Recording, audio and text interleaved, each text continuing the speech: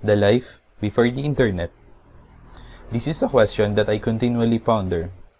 Can we ever get back to the life before the internet? Some people might think I'm crazy to even consider the idea. After all, hasn't the internet has been the greatest invention since the printing press? Hasn't it given us more freedom, more convenience? Well, I'm not sure.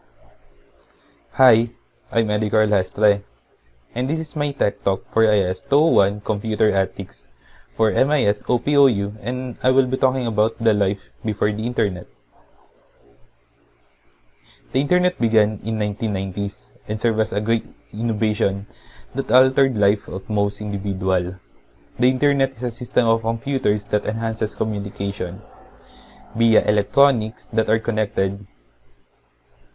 Since it was innovated, the internet has brought changes to the lives of people. Life was much more difficult before the internet was invented. Everything was slow and manual. First of all, how people used to contact each other. They had to write a message with their own handwriting. Then you have to buy stamps, then go to the post office and leave it there. Then you have to wait for a reply. All of this fatigue and suffering in order to send a message. After the internet was invented, life became way easier.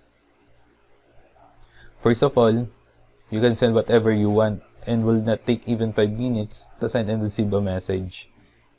Reading the newspaper isn't like how it was now. Before, reading the newspaper, which is really large to carry with you and exhausting to read with the really small tiny font, and too many pages just to know what's happening around the world. Now, you can surf the internet without any hardship. All newspapers have their own website, so you can discover the news through it. However, there are many problems with the so-called greatest invention. It's increasingly invading our privacy, it's changing our political system, and manipulating much of what we do. There is also a controversial argument on whether the internet has positive or negative effects to the people's life. In my opinion, I believe that life during the internet era is better in contrast to the times when there was no internet. The positive impact of internet in society is that it's enabled the youth to upgrade their self-esteem. They accomplish this when they interact with their colleagues and formulate relationships that are supportive.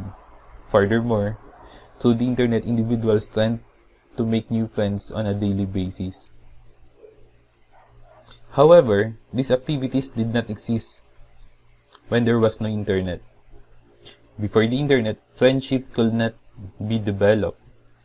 The economic sector has benefited a lot from the internet. For instance,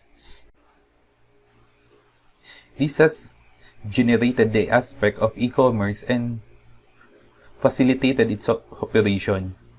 The internet boosts and improved the communication in a business between sellers and clients. It's also speed up the supply of goods and enhances efficiency in a firm. Before the internet, there was a delay in delivery of goods. After the internet was invented, it developed the availability and quality of products. In addition, another benefit of internet is that it's offer a digital study platform for students can submit their course materials via the internet.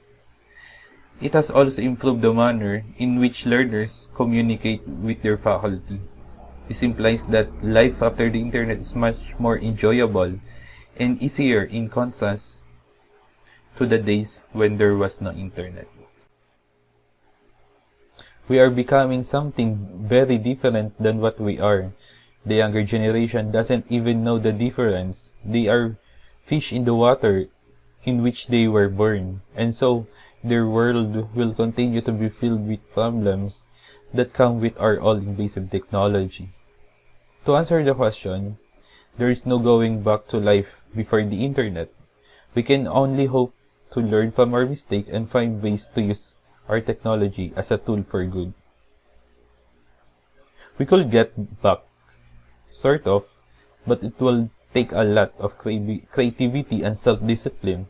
It takes a lot of self-control to change the way technology is shaping us.